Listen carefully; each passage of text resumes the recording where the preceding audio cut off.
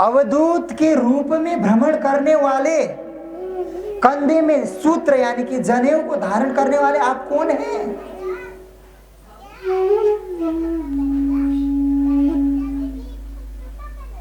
रहुगण ने कहा कि मुझे इस संसार में किसी वस्तु का, किसी चीज का भय नहीं लगता। यदि मुझे किसी का भय लगता है तो वह है ब्राह्मण के श्राप का। मैंने सुन रखा है अपने महापुरुषों से कि ब्राह्मण जो होता है ना, वो जलती हुई अग्नि की तरह होता है। प्रेम से बोलिए नमो नारायण। अब रहुगण प्रश्न करने लगा जड़ भरत जी महाराज से,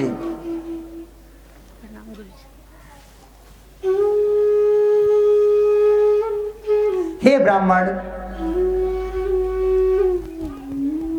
मैं आपका परिचय पाकर अत्यंत प्रसन्न हुआ। और कैसा परिचय? अब देखिए, परिचय शब्द का अर्थ आप लोग ये मत लगा लीजिएगा कि मेरा नाम फलाना है, हम फलाने का बेटा हैं, हमारा गोत्र फलाना है।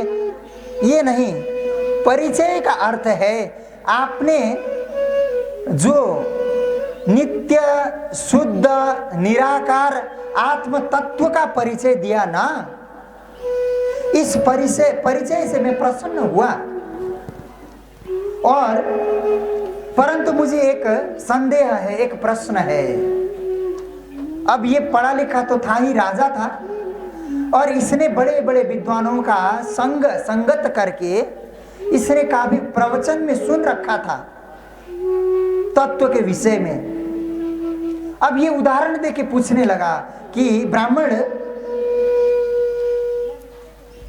आप लोग कहते हैं कि ये जो आत्म तत्व है ये हालांकि शरीर में ही मौजूद रहता है, फिर भी आप लोग कहते हैं हमारे जीवन में जो भी होता है इससे इस आत्म तत्व को कोई फर्क नहीं पड़ता। ये बात मेरी समझ में नहीं आई। ये हम सभी का भी प्रश्न हो सकता है वैसे, क्योंकि अब देखिए, हमारे सुख और हमारे दुख की चाबी दूसरे के हाथ में है। कैसे? मैं अभी सिद्ध कर देता हूं। सामने आकर के मीठी मीठी बातें करके किसी ने बड़ा सम्मान करके माला वाला पिना दिया, हम खुशी के मारे गदगद हो जाते हैं। भले ही उसके अंतर हृदय में जो भी हो, सामने में तो दिखा रहा है ना प्रेम। और दूसरों के हाथ में हमारी चाबी कैसे है? यदि सामने वाले की इच्छा हो आपको दुखी करने की तो सामने में आके बोल देगा। है? प्रेम से बोलिए ना नमो नारायण। नमो नारायण। शब्द ही नहीं निकालने की जरूरत है, एक इशारा ही काफी है, हम सिकुड़ गए। दूसरों के हाथ में चाबी हुई कि नहीं? यदि दूसरा व्यक्ति चाहे तो आपको प्रसन्न कर सकता है और चाहे तो दुखी भी कर सकता है, और तत्क्षण कर सकता है, उसी क्षण।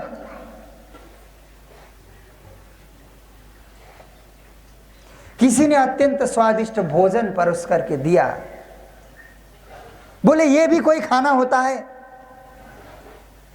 अब खाना बनाने वाले बेचारे तो रो पड़ेंगे, हैं?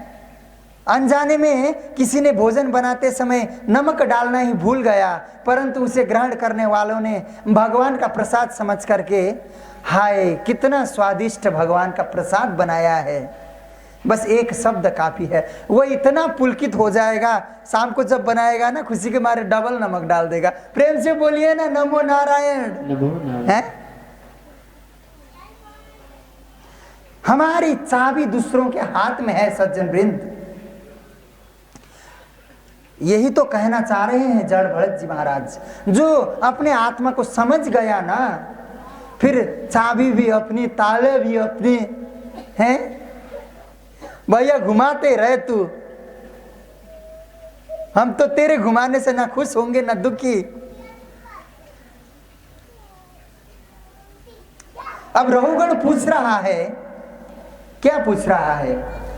ब्राह्मण, आपने आग जलाई, क्या जलाई?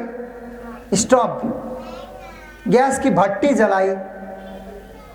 भट्टी में रख दियो इतनो बड़ो पतीलो, पतीले में डाल दिया जल, अब इस जल में चावल को धो करके डाल दिया जाए तो क्या होता है? जब ये अग्नि पतीले से टकराती है तो पतीला गर्म होता है, पतीले की गर्मी से जल गर्म होता है, जल की गर्मी से जो चावल था वो सिद्ध हो जाता है, पक जाता है और भात बनता है। जिस प्रकार से, उसी प्रकार से शरीर से संबंधित इंद्रियां, इंद्रियों से संबंधित बुद्धि, बुद्धि से संबंधित मन और मन से संबंधित है आत्मा।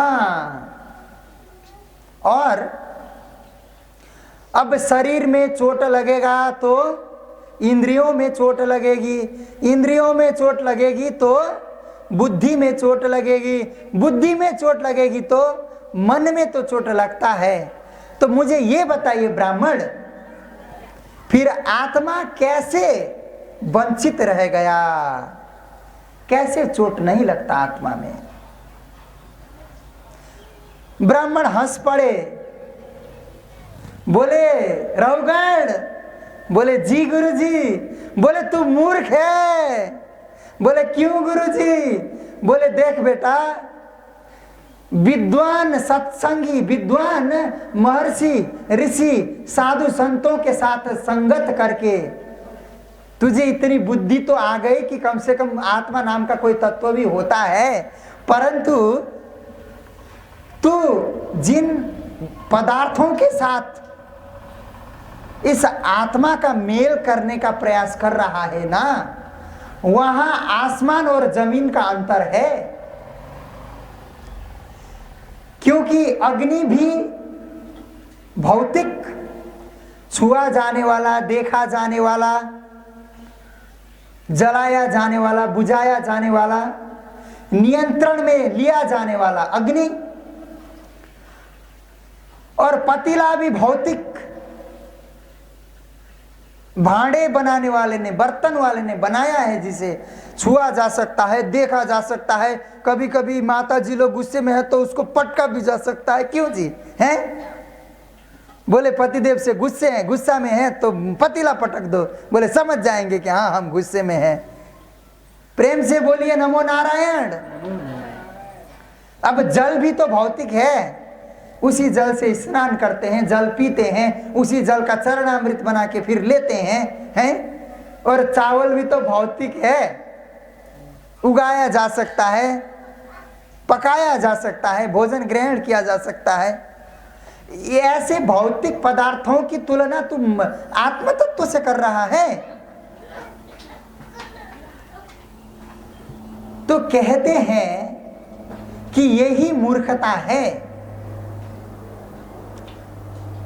अब इसमें अंतर क्या है? अंतर इतना ही है, आत्म तत्व अस्पर्शीय है, नहीं छुआ जा सकता, आत्मा को देखा भी नहीं जा सकता, आत्मा को ना खिलाया जा सकता है, ना पिलाया जा सकता है, ना दुखी किया जा सकता है, ना सुखी किया जा सकता है।